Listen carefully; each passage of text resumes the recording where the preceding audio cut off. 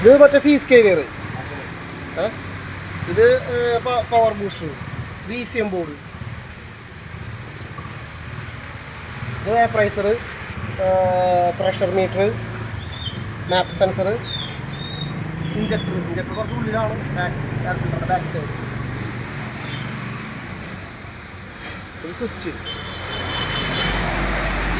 petrol cap തുറന്ന് petrol cap,